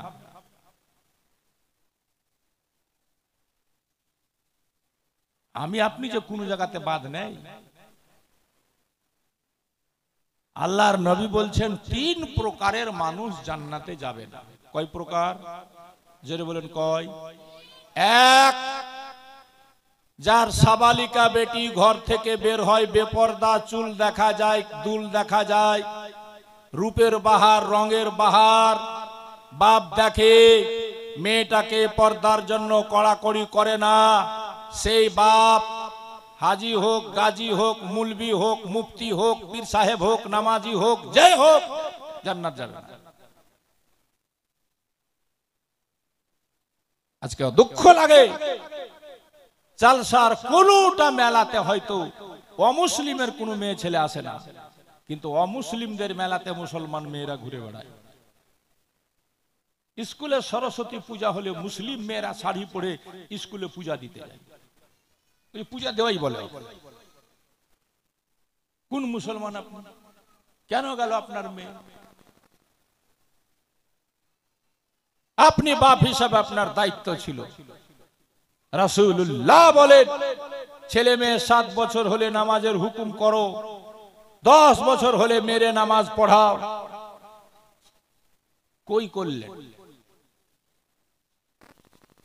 তো বাপই তো মনে করছে যে নামাজ মাফ হয়ে গেছে, মুরিদ হয়ে গেছে, আমি তার নামাজ পড়ে কি হবে? তো ছেলে পুলে আর পড়বে? হ্যাঁ, খালি উরুস ঘুরে মাফ হয়ে যাবে? হ্যাঁ, আমি দেখলাম তো কিছু লোককে কইছে পীর সাহেবের বাড়িতে এসে ফের নামাজ কিসের? নাউজুবিল্লাহ মিন যালিক, তওবা আস্তাগফিরুল্লাহ রাব্বি। গৌসে পাক মাদারজাদ ওলি হয়ে দুনিয়াতে এসেছিলেন, জীবনে এক ওয়াক্ত নামাজ কাজা ছিল না। ইমাম হাসান হোসেন নবীর নওয়াসা 72 খানা তীরবিদ্ধ হয়ে নামাজ থেকে দূরে থাকলো না। আর আজ আমরা নিজেকে তাদের মাননে वाला বলি, हुसैन का दामन नहीं छोड़ेंगे, गौस का दामन नहीं छोड़ेंगे, पीर का दामन नहीं छोड़ेंगे, और मस्जिद में कभी हम लोग नहीं चढ़ेंगे। हैं? और जे একটা লোকের বলে গরু ঘুরছে মসজিদে, তো মৌলভী সাহেব বাঁশ নিয়ে ঠাঠাইছে গরুটাকে, তো গরুওয়ালা দেখতে পেয়ে দৌড়ে চলে এসেছে, কইছে এই ইমাম সাহেব কেন গরুটাকে মারছেন? কইছে গরুটাকে মারবো না মানে? মসজিদ কি গরুর ঘোরার জায়গা নাকি? গরু ঢোকার জায়গা? গরু বেঁধে রাখতে পারছো না? তো গরুওয়ালা কইছে হুজুর ওর বুদ্ধি নাই, সে মসজিদে এসে আমাকে কোনদিন দেখেছিলে? কইছে ওর জ্ঞান নাই, আকেল নাই, নির্বোধ, বলে মসজিদে চলে এসে আমাকে কোনদিন দেখেছিলাম মসজিদে? মানে ও খুব চালাক, ওই জন্য জীবনে মসজিদে যায়নি। মইরা দেখ, সময়কে মূল্যবান মনে করুন, নামাজ পড়ুন। তো নবী বলছেন 3 প্রকারের লোক জান্নাতে যাবে না। স্বামী দেখে তাকে পর্দার জন্য কড়াকড়ি করে না, সে স্বামী জান্নাতে যাবে না। 3,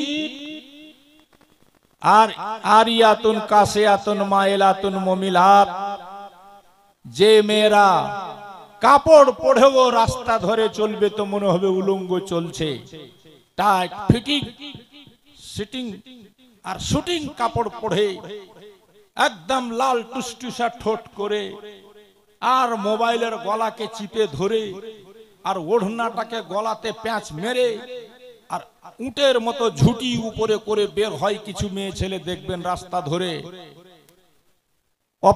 অপরকে আকৃষ্ট করার জন্য নিজের দিকে। নবী পাক বলছেন এই মেয়েরা দলে দলে যাবে জাহান্নামে, এরা যাবে না জান্নাতে। আজকে যে কোনো মেলা, জালসার মেলা লাগুক, জালসা করলে তো মেলা লাগা বসতে দিতেই হয় না, আর উরুসেরই লাগে। দেখবেন মুসলিম মেয়েদের অবস্থা। আর বিহা টিহাতে তো রে বাপরে, যদি খালি বিহা লেগে যায় আর খালি কহেন জাগে ইয়ার মা ওয়ার মা ইয়ার তোরাকে সবকে যেতে হবে ডলি বিবি, আর ফের না কহিলেও জ্বালা, যদি না কহেন তো একবারে গর্ভমুখী হয়ে বসে আছে বাড়িতে, মুখ ফুলিয়ে বসে থাকবে।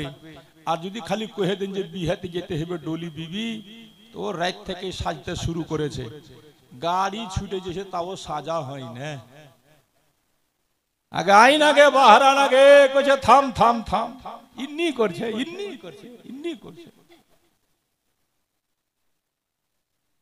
যদিও শরীয়তে ইসলামে মেয়েরা শুধু সাজতে পারে এক জায়গাতে, নিজের ঘরের মধ্যে স্বামীকে খুশ করার জন্য, যত বেশি পারে সে সাজুক, শরীয়তে মানা নাই। কিন্তু অপর কাউকে দেখানোর জন্য সেজে গুজে যখন মেয়েরা বের হয়, তার উপরে খোদার লানত বর্ষিত হয়। কিন্তু আজ আমাদের সমাজ, আজ আমাদের সোসাইটি, আজ আমাদের পরিবার, আজ আমাদের পরিবেশ কি করে রেখেছি আমরা? তাহলে আমরা কোন দরজার মুসলমান? আল্লাহ পাক বলেন ইয়া আইয়ুহাল্লাযীনা আমানুত্তাকুল্লাহা হাক্কা তুকাতিহ ওয়া লা তামুতুন্না ইল্লা ওয়া আনতুম মুসলিমুন। এই ঈমানদারেরা, তোরা আল্লাহকে ভয় কর, ভয় করার মতো, আর মরে যাস না পুরোপুরি মুমিন মুসলমান না হয়ে। বাবাজি ভাইরা, আসুন একটু পুরোপুরি মুসলমান হতে শিখি আমরা। চলবো শরিয়াত মতে, বলবো শরিয়াত মতে, উঠা বসা হবে শরিয়াত মতে, ভাব ভঙ্গি শরিয়াত মতে, সমাজ গড়বো শরিয়াত মতে। আজান হওয়া মাত্র সবাই যাব মসজিদে, আবাদ করব খোদার ঘর মসজিদকে। আল্লাহ পাক খুশি হবে আমাদের উপরে। রমজান মাসে বসে ইমাম সাহেবের কাছে নিজের নিজের হিসাব কষে যাকাতটা বের করব ঠিকভাবে। আজকে মুসলমানেরা সঠিকভাবে যদি যাকাত বের করে, বাবা, সমাজে কেন এলাকায় কোনো গরিব মানুষ থাকবে না, সবাই মালদার হয়ে যাবে। আফসোস, বড় দুঃখ লাগে, যাদের উপরে যাকাত ফরজ হয়েছে বহুদিন আগে, তারা যাকাত বুঝারও চেষ্টা করে না, যাকাত আদায় করে না। আলিম ওলামাদের পরামর্শ নিবেন, জানাবেন খুলে আমার উপরে যাকাত ফরজ হলো কি হলো না। মৌলানা সাহেব আপনাকে সুপরামর্শ দিবে, সেই মোতাবেক চলার চেষ্টা করবেন। আল্লাহ পাক কোরআন শরীফে তাই বলেন, ফাসআলু আহলা যিকরি ইন কুনতুম লা তা'লামুন। তোমরা প্রশ্ন করো জ্ঞানীদের কাছে, যে বিষয়ে তোমরা জানো না জেনে নেওয়ার চেষ্টা করো। আজ আমরা সমালোচনা করতে পারি, জানার জন্য আগ্রহ আমাদের নেই। আল্লাহর নবী বলেন, শিখতে থাকো। উতলুবুল ইলমা মিনাল মাহদি ইলাল লাহাদ। মায়ের কোল থেকে কবর যাওয়া পর্যন্ত তোমরা জ্ঞান অর্জন করতে থাকো। আল্লাহর নবী জ্ঞান শিক্ষার চর্চার উপরে এত তাকিদ করেছেন, একটা বয়স্ক লোক যদি শরিয়ত শিখবো, ইসলাম শিখবো, কোরআন পড়তে শিখবো, আলিম ওলামার পাশে গিয়ে বসে, যেতে আসতে লোকটা কোরআন শরীফ শিখতে শিখতে মারা গেল। আল্লাহর নবী বলেন, ওই বুড়ো মানুষটার কবরে দুটা ফেরেশতা এসে সকাল সন্ধ্যা তাকে কোরআন পড়াতে থাকে। ওই লোকটা যখন উঠবে কিয়ামতের মাঠে, দেখা যাবে পুরোটা কোরআন তার যেন মুখস্থ হয়ে গেছে, হিফজ হয়ে গেছে। বলুন সুবহানাল্লাহ। আমাদের বুড়া মানুষদের কাম নেই, সকালে কোন রকম যেটি ফজরের নামাজ পড়ে সোজা যাবে চায়ের দোকানে, আর চায়ের দোকানে দেখবেন দাঁত আছে তাও, না আছে তাও, খালি ফক ফক ফক ফক করে। ই মৌলবীর বিরুদ্ধে কথা, ও ইমামের বিরুদ্ধে কথা, ই নেতার বিরুদ্ধে কথা, ও নেতার বিরুদ্ধে কথা, ইয়ার বেটার কথা, ওর বেটির কথা। চায়ের দোকানে দেখবেন বসে। হয় কি হয় না? একটাও ভালো কথা হয় না, খালি সমালোচনা, খালি সমালোচনা। মানুষের সমালোচনাতে যেটি সময় ব্যয় করে মানুষ, সেটি সময় যদি ছেলে পেলেদের পিছে লাগাতো তো ছেলে পেলেগুলো সব মানুষ হয়ে যেত। যেগুলা বাঁদর হয়ে ঘুরে বেড়াচ্ছে, আমাদের ছেলেদের স্টাইল দেখবেন, ছিঁড়া প্যান্ট পরছে, ছিঁড়া প্যান্ট, আর চুল কাটছে তো এদিকে চুল নাই এদিকে চুল নাই, মাঝখানে একদম লম্বা করে ছেড়ে দিছে। কোনটা বলে মুরগা কাটিং, কোনটা বলে উট কাটিং, কোনটা বলে কি কাটিং, আর কানে ভর দিছে দুটা খুটলি, আর মোটর সাইকেলকে এমন করে মুচড়াইছে মনে হচ্ছে রোড মোডকে ফেড়ে ফেল দিবে। আর পেপসির দোকানে যা দাঁড়িয়ে দাঁড়িয়ে কইছে একটা পেপসি গুলা দিস তো হে, বাম হাতে ধরে আর একদম খাড়িয়া খাড়িয়া গট গট করে টেনে লে, খুব শান্তি। এই তো শিক্ষা দিয়েছে বলে। যার ফলে আজ আমাদের সমাজ, আজ আমাদের সোসাইটি, আজ আমাদের পরিবেশ দিন দিন নিচে নেমে যাচ্ছে, নিচে নেমে যাচ্ছে, নিচে নেমে যাচ্ছে। কারণ আমরা সুন্নাতে নবীকে ফলো করি না। দেখুন, আমার নবীর সবচেয়ে বড় শত্রু হলো ইহুদিরা। কারা? জোরে বলেন কারা?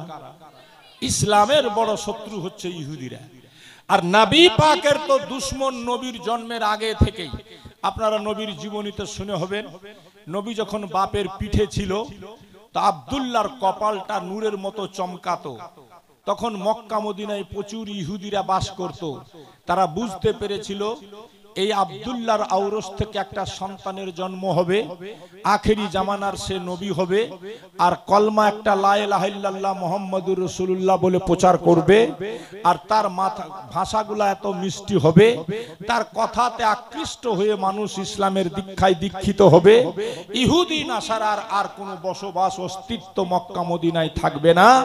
এজন্য না থাকবে বাস, না বাজবে বাসি, না আব্দুল্লাহ থাকবে, না তার ছেলে দুনিয়াতে আসবে, তাকে মেরে দাও। শুনে হবেন আপনারা, আমার নবীর আব্বা শিকার করতে গেছে, ইহুদিরা নবীর আব্বাকে মারতে গিয়েছিল, আল্লাহ পাক ইহুদিদের হাত থেকে আব্দুল্লাহকে বাঁচালো। নবী পাক দুনিয়াতে এলো, 7 বছর বয়সের নবী, মায়ের সাথে ঘুরতে গেছেন মদিনা। মদিনার এক পুকুরে গিয়ে নবী চান করছেন। ইহুদির এক জ্ঞানী গুণী লোক দেখতে পেল আমার নবীকে, রাসূলুল্লাহর পৃষ্ঠ মোবারকে মোহরে নবুয়ত ছিল এবং চেহারা মোবারক পূর্ণিমার চাঁদ চাইতে উজ্জ্বল। দেখার পরে বলেছিল এই ছেলেটাই হবে আখেরি জামানার নবী, মেরে দাও একে। নবী আমার শুনতে পেয়ে বললেন গিয়ে মাকে। মা তখন নবীকে নিয়ে সেখান থেকে মদিনা ছেড়ে ফিরে আসলেন মক্কাতে। আমার বলার উদ্দেশ্য, এই ইহুদি জাতিরা এত নিকৃষ্ট জাতি, যার সম্পর্কে আল্লাহর কোরআন পর্যন্ত বলেছে জরিবাত আলাইহিমুজ জিল্লাহ, আল্লাহ তাদের উপরে জিল্লাতকে মুসাল্লাত করে দিয়েছে। এই বেহায়া কওম, বেশরম কওম, ওয়াদা খেলাফ কওম সর্বপ্রথম বিশ্বাসঘাতকতা করেছিল মদিনাতে রাসূলুল্লাহর সাথে। ফলে আমার নবী বাধ্য হয়ে মদিনা থেকে ইহুদিদেরকে তাড়িয়ে দিয়েছিলেন। সারা পৃথিবী এরা ঘুরতে ঘুরতে জাপান জার্মান কোথাও জায়গা না পেয়ে জাপানে যখন পৌঁছাই, হিটলার তখন এদের স্বভাব চরিত্রের উপরে তুষ্ট হয়ে, নারাজ হয়ে, অসন্তুষ্ট হয়ে 60 লক্ষ ইহুদিকে গ্যাস চেম্বারে ভরে পুড়িয়ে মেরেছিল, 10,000 ছেড়ে দিয়েছিল। পৃথিবীর লোক জিজ্ঞেস করেছিল হিটলারকে, এ জাপানের হিটলার, তুমি একে কেন ছাড়লা, এই 10,000 কেন ছাড়লা? হিটলার বলেছিল, এই 10,000 ইহুদি ছাড়লাম এই জন্য আমার পরে যেন দুনিয়া অনুভব করতে পারে এরা কত নিকৃষ্ট হয়, এরা কত হারাম খোর হয়, এরা কত বড় গাদ্দার হয়, দুনিয়ার মানুষ যেন এটিকে দেখে বুঝতে পারে। আজকে দুনিয়া বুঝছে, দুনিয়া দেখছে, সেই ইহুদি যাদেরকে কেউ জায়গা দিচ্ছিল না, ফিলিস্তিনের মুসলমানরা তাদেরকে জায়গা দিল। আমেরিকা ব্রিটেন চক্রান্ত করে মুসলিম দেশে বসালো, তারা আশ্রয় দিল, আর আজকে তাদেরকে নিশ্চিহ্ন করে যাচ্ছে। 60 থেকে 70 হাজার লোককে মেরে দিল, শিশু থেকে আর ছোট্ট থেকে বড় পর্যন্ত। এই বেরাদার, এই ইহুদিরা গোড়াগড়ি থেকে ইসলামের এবং আমার নবীর শত্রু হলেও আমার নবী পাকের দুটা থিওরিকে তারা নিয়ে নিয়েছে। এক, আমার নবী বলেছেন তুমি নিজে শিক্ষিত হও, বাল বাচ্চাকে শিক্ষিত বানাও, আর শিক্ষিত হতে গিয়ে দূর সফর করতে হয় তারও তোমরা করো। ইহুদিরা বাচ্চাকে কিছু না করলে শিক্ষিত বানিয়েছে। জি হ্যাঁ, আজকে আমার আপনার ছেলে দেখবেন একটা গেম খেলে যার নাম পাবজি, যে গেম খেলাটা সরাসরি হারাম। এই গেমটা তৈরি করেছে ইহুদিরা, 9 বছরের বাচ্চা। যে গেমটা আমার আপনার ছেলে খেলে, ইহুদিরা ইনকাম পায়, আমরা পেপসি খাই, ইহুদিরা ইনকাম পায়, আমরা লাখ সাবান ব্যবহার করি, ইহুদিরা তার ইনকাম পায়, সেই ইনকাম দিয়ে মুসলমানকে মারছে। নারে তাকবীর, নারে রিসালাত, পীর কা দামন, आले नबी का दामन, औलादे नबी का दामन, शहंशाहे सिमनानो किछोछा, नारे तकबीर, नारे रिसालत, हुजूर ताजुल औलिया, औलादे गौसे आजम, औलादे गौसे आजम, शहजादे हुजूर अशरफुल औलिया, नारे तकबीर, नारे रिसालत, पीर का दामन, आले नबी का दामन। এবার আপনারা কেউ কোথাও আর থাকবেন না, সবাই সামনের দিকে চলে আসেন। জিনার অপেক্ষায় আমরা এতক্ষণ বসেছিলাম, সরকার চলে এসেছেন। আমিও আর কথা লম্বা করব না, আপনারা কাছে এসে বসার চেষ্টা করেন।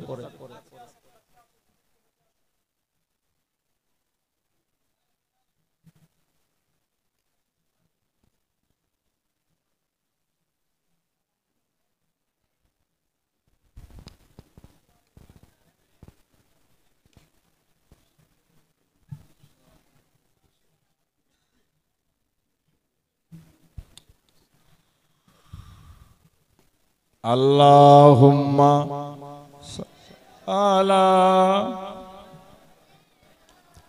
মাওলানা মুহাম্মাদ ওয়া আলা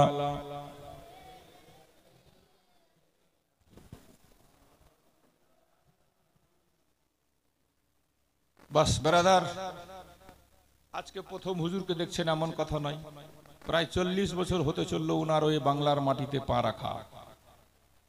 সবাই দেখছেন, সবাই ভালো করে জানছেন। আর আপনাদের গ্রামে আসার জন্য উনি ওয়াদা করেছিলেন, তাই আজকে মুম্বাই থেকে সরাসরি সফর করে আপনাদের মাঝে এসে হাজির হয়েছেন।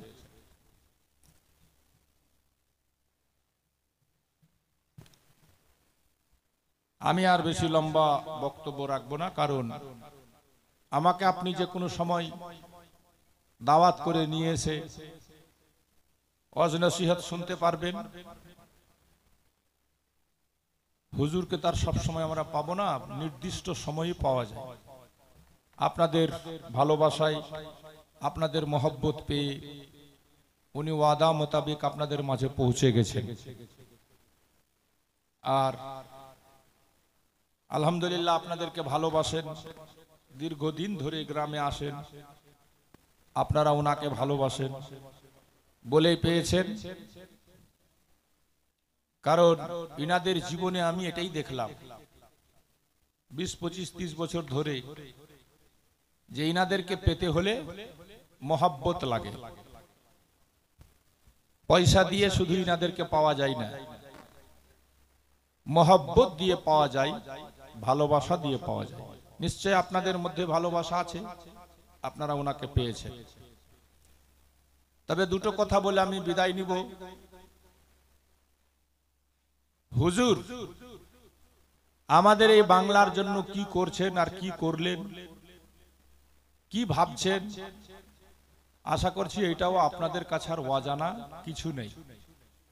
একটা সময় ছিল এই কাহালা বাস্তিতে আশরাফুল আউলিয়া হুজুরের আব্বা বলেছিলেন 305 का मेंबर बनो, हम ऐसा ऐसा करने जा रहे हैं। মানে এমন কিছু আমি করতে যাচ্ছি, কারণ উনি অনুভব করেছিলেন যে বাংলার মানুষের মধ্যে মহব্বত আছে, আকীদাত আছে, ভালোবাসা আছে, নেই শুধু শিক্ষা।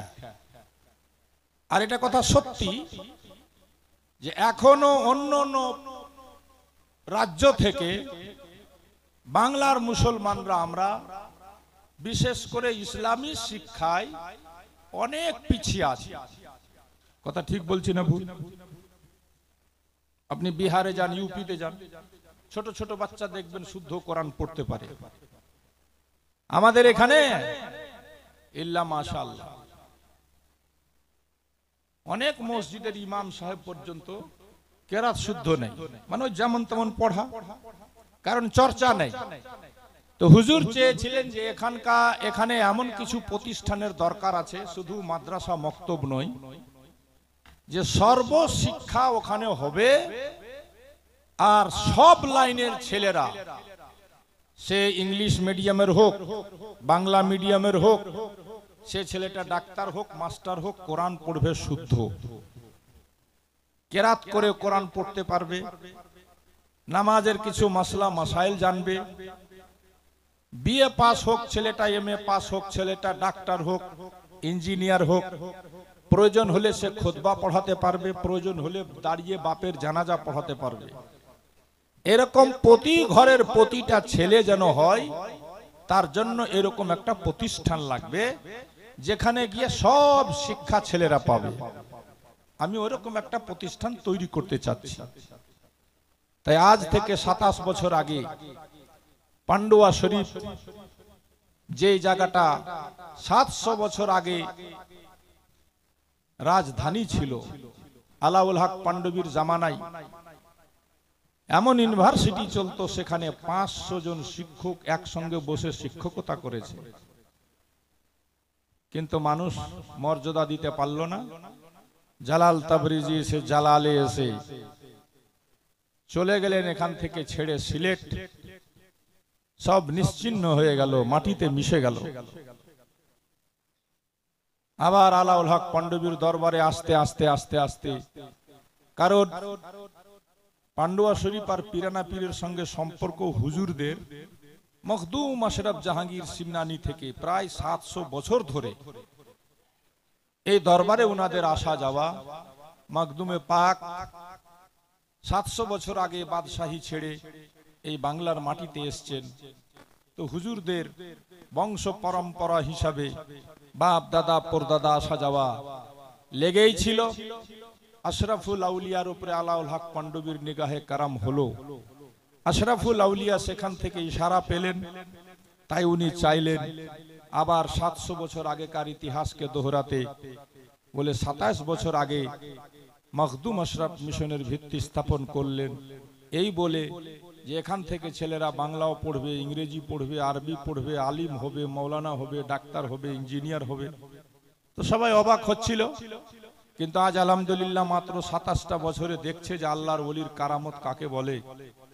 হুজুর আশরাফুল আউলিয়া বিসমিল্লাহ করে ভিত্তি স্থাপন করে কয়েকটা ঘর তৈরি করে চলে গেলেন।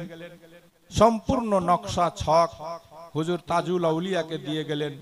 হুজুর তাজুল আউলিয়া বাপের এই স্বপ্নকে পূর্ণ করতে গোটা ভারতবর্ষ ঘুরে লাস্ট অবধি দেখলেন এটাকে কামিয়াব করতে হলে নিজেও কুরবানি দিতে হবে। তাই আপনি কচুয়া শরীফ গেলে দেখতে পাবেন বাপ দাদার পৈতৃক সম্পত্তি যেটা ওনারা পেয়েছিলেন, সেই জায়গাটাকে বাড়ির সবার সঙ্গে পরামর্শ করে প্রায় অনেকটাই জায়গা, যার কোটি কোটি টাকার দাম, 4 তলা বিল্ডিং সেখানে বানিয়ে খানকা রূপে সম্পূর্ণ জায়গাটা হুজুর সর্বপ্রথম তার ইনকাম, তার আমদানি যেন মখদুম মিশনে লাগে বলে সম্পূর্ণ জায়গাটাকেই দান করে দিয়েছেন, বিল্ডিং সহ পান্ডুয়া মিশনকে। বলুন সুবহানাল্লাহ, আল্লাহু আকবার, ইয়া রাসূলুল্লাহ, ইয়া আলী, জিন্দাবাদ, জিন্দাবাদ। বন্ধুগণ ভাইরা আমার, আজকে ওই বিল্ডিং এর ইনকামে আলহামদুলিল্লাহ আর একটা জায়গা কেছোছা শরীফের মাটিতে কিনে সেখানেও 3 তলা বিল্ডিং তৈরি হয়ে গেল খানকা রূপে। সারা বছর ওখানে লোক আসে থাকে, কারণ মখদুম বাবার দরবারটা এমনই দরবার যে ওখানে 12 মাস আপনি ভিড় পাবেন। রুগী নিয়ে লোক আসে, ভাড়াতে থাকে। হাজারোটা বিল্ডিং আছে, তবুও অভাব হয়ে যায় জায়গা। তার একটা বিল্ডিং তৈরি হয়েছে ওই পয়সা দিয়ে, ওর চাইতে বড় জায়গা কিনে, ওটাও সম্পূর্ণ পান্ডুয়া মিশনের জন্য। সুবহানাল্লাহ, সুবহানাল্লাহ, সুবহানাল্লাহ। হুজুর চাইলে নিজের ছেলে মেয়ের জন্য করতে পারতেন। কেছোছা শরীফে এখনো তেমন কিছু না, বাপের তৈরি করা সেই বাড়িটা, ওটাই রিপেয়ার সিপিয়ার করছেন, চলছেন। আর সমস্ত কিছু ভাবেন তো মিশনের জন্য। আপনারা যারা উরুসে গেছেন, উরুসে যাবেন, আবার আগামী মুহররম মাসে আল্লাহ বাঁচিয়ে রাখলে আমরা যাব, দেখবেন হুজুরের বাড়িতে উরুসের সময় যে মাহফিলে মিলাদটা হয়, সেখানেও যেটুকু কালেকশন করা হয় সম্পূর্ণ পান্ডুয়া মিশনের জন্য। সুবহানাল্লাহ, সুবহানাল্লাহ। তাহলে এত বড় কুরবানি যে পীর দেয়, আল্লাহ পাক তো ইনশাআল্লাহ মাদাদ থেকে সাহায্য করবেই। তাই সুবহানাল্লাহ, আপনাদের মতো জাকাত ফেতরা ওসুর দেনেওয়ালা হুজুরের এই কুরবানি দেওয়ার ফলে লোক দেখলো যে হুজুর বাংলার মাটিতে আশরাফুল আউলিয়া মানুষের জন্য, সমাজের কল্যাণার্থে, আহলে সুন্নাত ওয়াল জামাতের বাচ্চাকে শিক্ষিত করতে যে প্রস্তাব রেখেছিলেন, সেটাকে বাস্তবে রূপ হুজুর তাজুল আউলিয়া দিতে গিয়ে এত বড় কুরবানি দিয়েছেন। আমরা যদি সামান্যটুকু তিনার সাথ দিতে না পারি, তাহলে আমাদের মতো হতভাগা আর কে হবে? তাই আপনাদের মাঝে অনেক সুবহানাল্লাহ জাকাত ফেতরা দেনেওয়ালা আপনা মনে দিয়ে আসে, নিজের হাতে দিয়ে আসছে। আপনারা জানেন 27 বছর হয়ে গেল, কেউ বলতে পারবে না কাহালা বস্তির লোক যে চেক নিয়ে, রসিদ নিয়ে রমজান